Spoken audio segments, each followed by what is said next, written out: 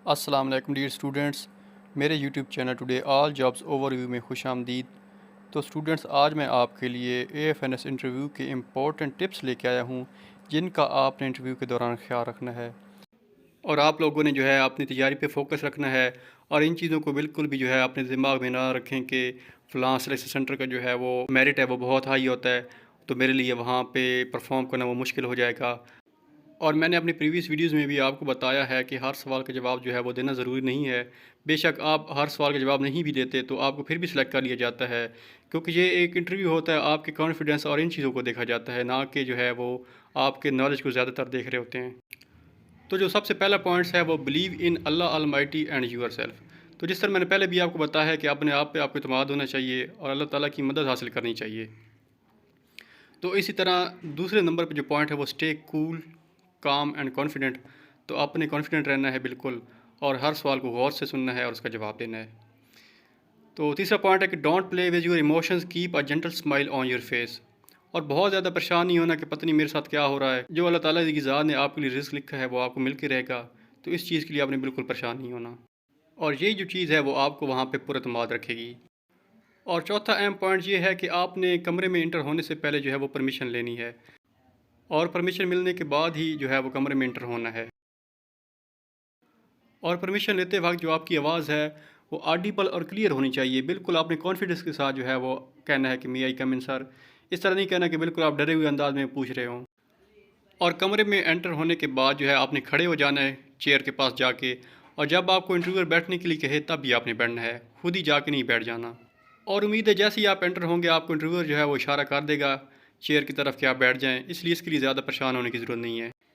Chair पे बैठने के बाद आपने जो है वो इंटरव्यू पे फोकस रहना है, ना कि इधर उधर देखना है कि कितने लोग बैठे हैं और दीवार पे क्या लगा हुआ है, छत पे क्या है। इस तरह बिल्कुल आपने इधर उधर नहीं देखना, बल्कि आराम से जो है वो इंटरव्यूअर की तरफ जो है वो फोकस रखना है।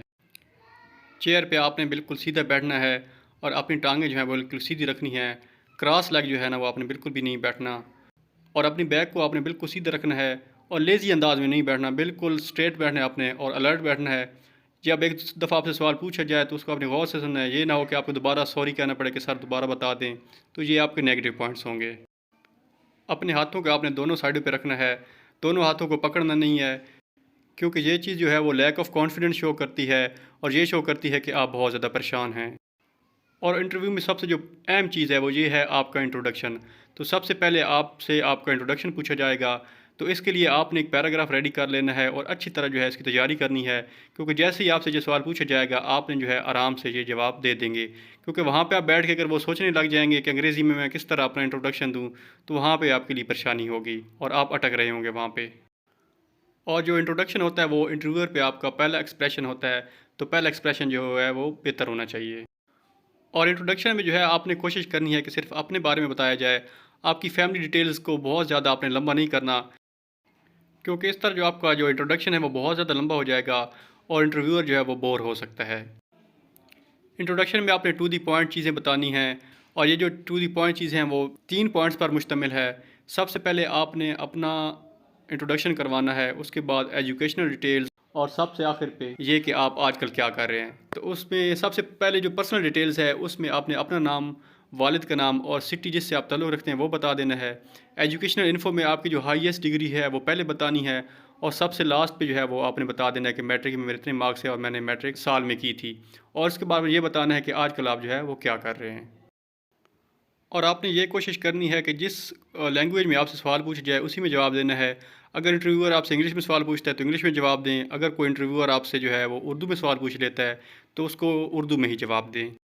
और अगर इंग्लिश में आपको मुश्किल हो रही है तो आप जो है वो स्विच ओवर कर सकते हैं उर्दू में, और आप उर्दू में उसका जवाब दे सकते हैं। और अगर आपको किसी सवाल का जवाब नहीं आता तो आपने जो है वो आराम से कह देना है कि सर मैं इसको नहीं जानता, या मुझे इस सवाल का जवाब नहीं पता। गैस करने की ज़रूरत नहीं है और सॉरी कहने की भी ज़रूरत नहीं है। और जवाब देते वक्त आपने कोशिश करनी है कि आपने इंटरव्यूअर की आंखों में देखना है, क्योंकि ये चीज़ जो है आपके कॉन्फिडेंस को शो करती है।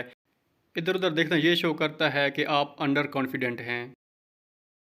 और जवाब देते वक्त ये चीज़ भी देखनी है कि आप जो अपना सर जो है वो नहीं हिलाना। और कुछ लोगों की आदत होती है कि वो जवाब देते वक्त अपने हाथ हिला रहे होते हैं और सर इधर कर रहे होते हैं, या आंखें इस तरह झपका रहे होते हैं, तो आपने ये चीज़ें अवॉइड करनी हैं। और बाज़ दफ़ा इंटरव्यूज़ में ऐसा होता है कि जो इंटरव्यूअर होता है वो कोई ना कोई लतीफ़ा सुना देता है या ऐसी कोई बात कर देता है कि जिस पे सब लोग हंसने लग जाते हैं। तो आपने कोशिश करनी ही है कि आपने हंसना नहीं है। तो ठीक है, बिल्कुल पत्थर की तरह भी नहीं बैठना कि बिल्कुल आप वहाँ पे हैं ही नहीं। तो कोशिश यही करनी है कि आपने आहिस्ता से स्माइल देनी है। और आपने वो इसलिए ये चीज़ करते हैं कि वो ये देखते हैं कि जो कैंडिडेट है वो हमारे साथ फ्री होने की कोशिश तो नहीं कर रहा।